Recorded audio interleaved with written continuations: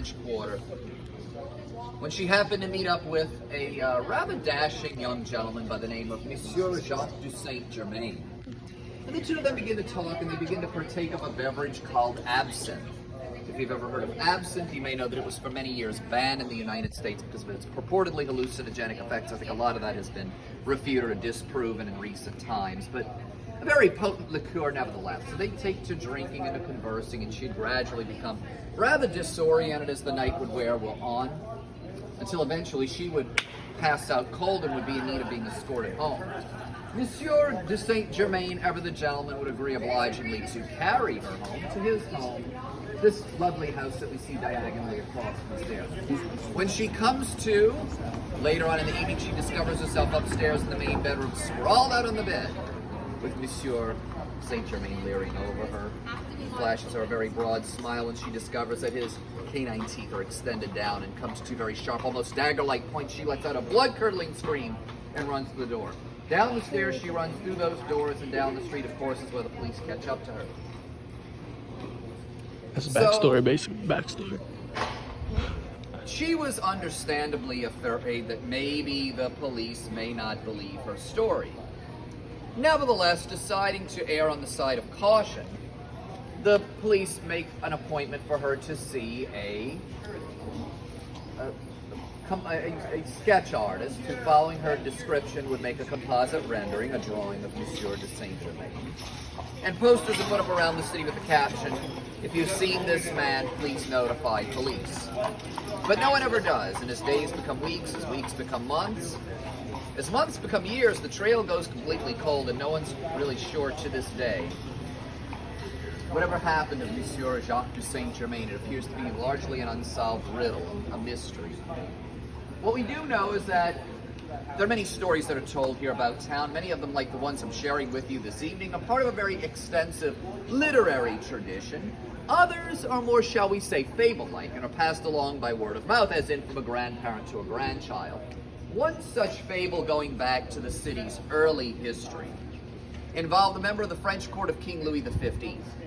And this Bourbon nobleman would often exhibit to others the rather unusual abilities he possessed, such as the ability to take a lump of coal in his hand and immediately change it into a diamond, or the ability to transform ordinary objects into pure gold, the kind of guy you like to have around the house, right? And he would often speak of time travels that he had and conversations that he had with Jesus Christ and with the pharaohs of ancient Egypt.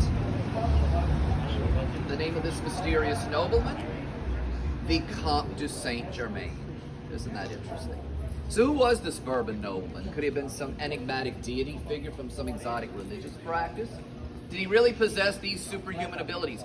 Could he have been of the undead? Does that explain his time travels? Could he and our own Monsieur Jacques de Saint-Germain, who lived in this very house, could those two men have possibly been one and the same? Questions for the ages. Now, the next story I want to share with you is not as widely told as the ones you've heard thus far, but it's every bit as wonderfully disturbing as you'll learn. Let's see about a man who lived upstairs here, who was a butcher by trade. He was someone who was very committed in his profession. Spent so much time perfecting his craft that as he became middle-aged, he discovered, he began to lament the fact that he never much socialized in his life. A few many friends, certainly never married or began a family. Troubled by this, he begins to frequent some of the local bars and taverns here about town, and from across the room, an attractive young woman catches his eye. He approaches her, and the two of them begin to talk. And they spent the evening conversing, and they begin to meet up on a regular basis, and as days become weeks, and as weeks become months, the two of them discover that they are head over heels in love. So, it occurs to the butcher, this may be my last chance at true happiness. Why don't I ask this young woman if she will marry me? Well, he knows, as he's pondering this question, that yes, he is the consummate professional, but he also has this darker, more sinister side to his personality, one that he tries his best to hide from others. But he thinks, well, maybe if I get married, it'll cure me of that. This will be just what I need. So he proposes to this young woman. And she would agree to marry him, but on one condition. You see, This young woman was very close to her sister.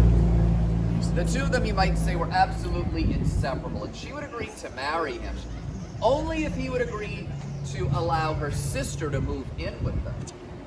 Well, this is a rather bizarre request. Would you say, who lets the sister-in-law move in with to get married? Doesn't often happen. Just kind of all this over. Sounds such a good idea. That's the whip.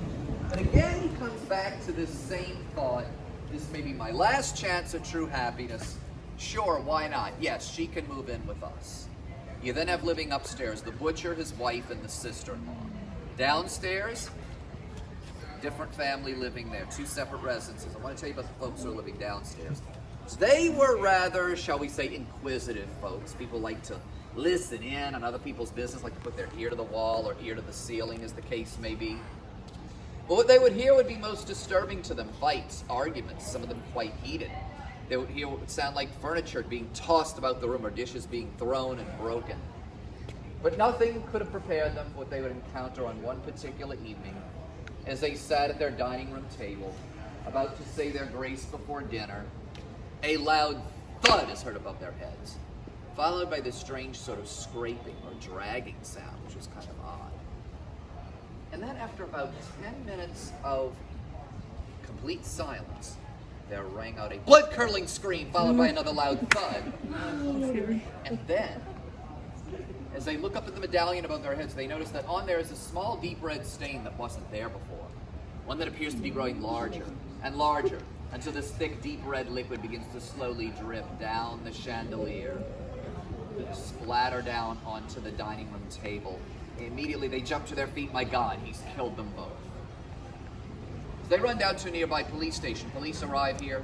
A short time later, they make their way upstairs the only way you can, which is through that gate, which leads to an alley, and behind the house is a courtyard off to the left, a staircase that allows access to the second level.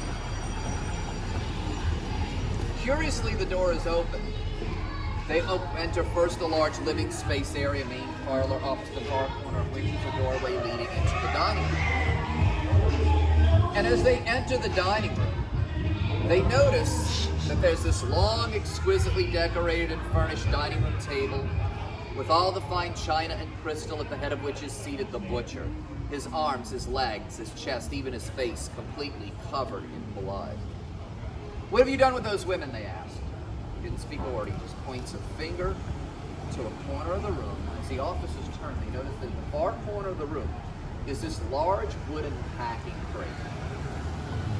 As they lift the lid, look inside, what they discover inside is that even in his most horrifying acts, this man was ever so committed to his craft. I don't know if you've ever been to one of those old world French boucheries where you go to the butcher, you tell him exactly what cut of meat you want, he takes out a very sharp cleaver, lops off that cut of meat, places it on a sheet of butcher's paper, wraps it up very neatly, tapes it sealed, and then writes on there what cut of meat is inside. What appeared that the arms and legs of the butcher's wife had been severed into several pieces, each individually wrapped, taped, and marked. Her torso as well, carved up into several pieces, each wrapped, taped, and marked. Her head placed neatly on top. That took up one very neat half of the inside of this crate. Encompassing the other half in an equally neat arrangement was the sister-in-law. Arms, legs, torso, cut into numerous pieces, each individually wrapped, taped, and marked. Her head placed neatly on top, ready to be shipped off to market. Yes, even in his most heinous act, this man was ever so committed to his profession. Well, the story doesn't have too happy of an ending for the butcher. He was tried, convicted, and executed, hanged for this double murder.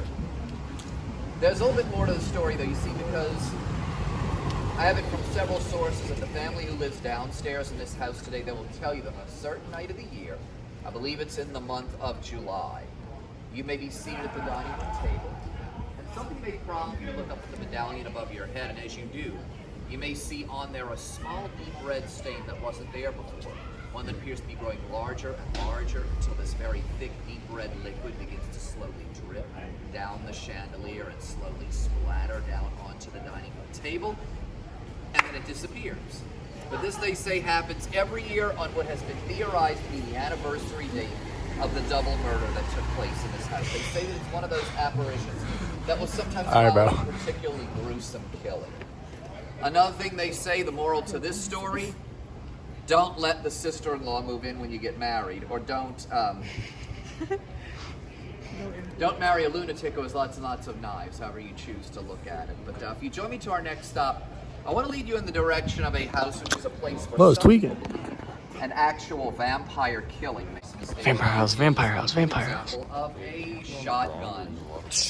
A shotgun house is defined by its floor plan. There are no interior hallways. Each room leads one directly into the next.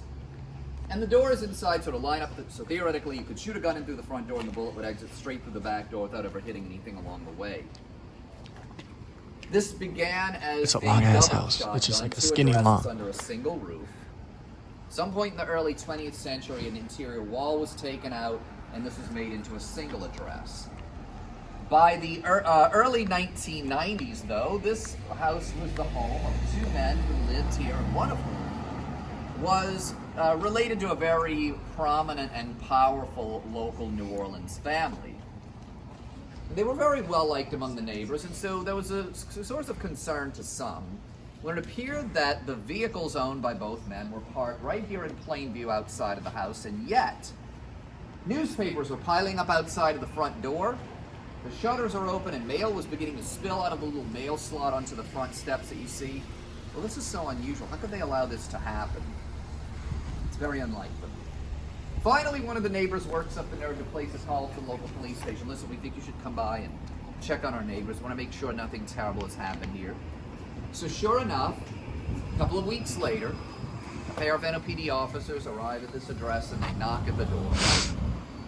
No answer. Again, they knock. Still no answer. Again and again and again they knock. Still, no one ever comes to the door. Finally, growing impatient, one of the officers does something rather impetuous. In a fit of anger, he grabs his baton, breaks open the door, forcing his way inside. Now, bear in mind that this is a shotgun, meaning you can see in from the front door straight through to the back room of the house, so there's a small little kitchen or breakfast area. And what they see in that back room of the house is most alarming. The pale, lifeless bodies of both men are found strewn up by their ankles from the ceiling. Both bodies hang back to back. Both bodies are stripped nude. Both bodies are drained of all blood. Yet there's no sign of any physical altercation, no scrape, no cut, no bruise. Nothing except these two small puncture wounds around the inner thigh area where the femoral artery would be. So when the families of these men were notified as to what had happened, of course they were shocked and dismayed, as you might imagine, but they were also very prideful and very well-connected people, and they were somehow able to have the cause of death listed in the newspaper as a murder-suicide. Well, clearly if this had been a murder-suicide, you'd not have found both bodies strewn up back to back. You'd not have found both bodies drained of all blood. And how do we explain these two small puncture wounds?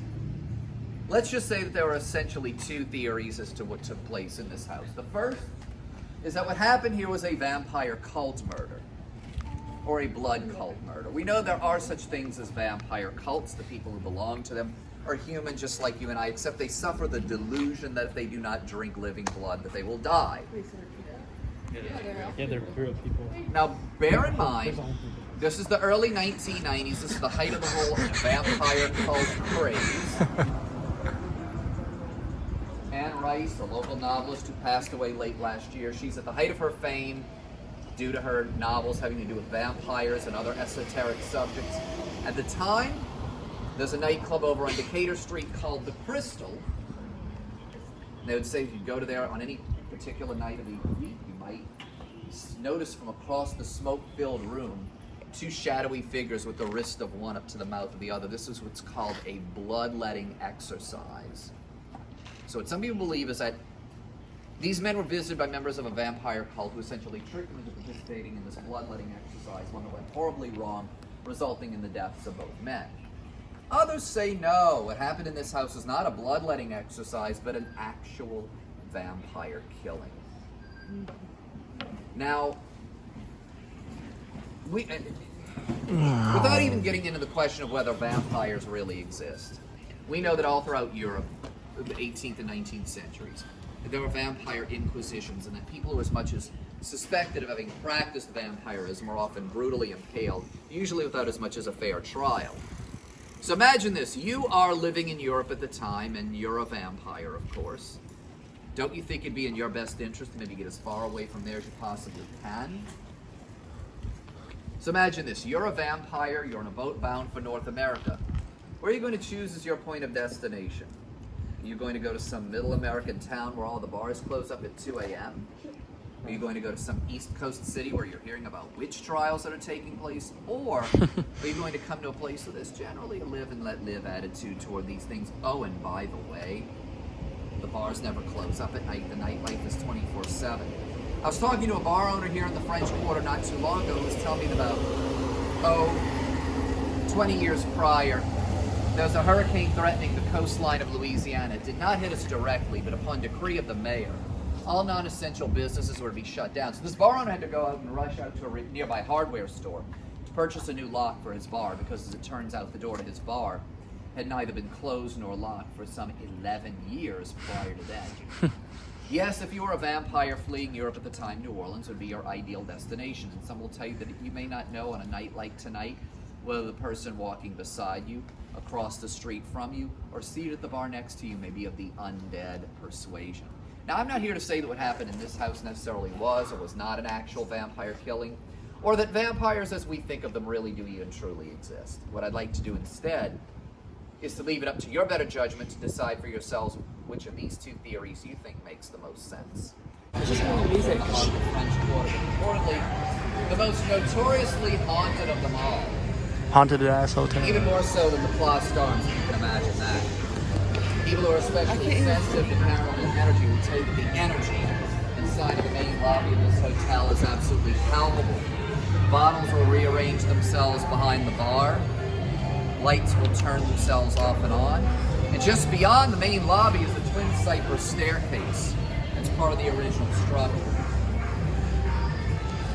And as is often the case when you have an old staircase that's as old as these, every so often it might be a good idea to call in a construction crew to have them perform some routine maintenance work and make sure everything is nice and structurally sound. You don't want the staircase to fall down under anyone's feet, do you? So, roughly 15 years ago, a construction crew was called in and hammering away on the old staircase, doing their work, and sure enough, one of the workers takes Bourbon Street's down there, so they partying. It's not pleasant.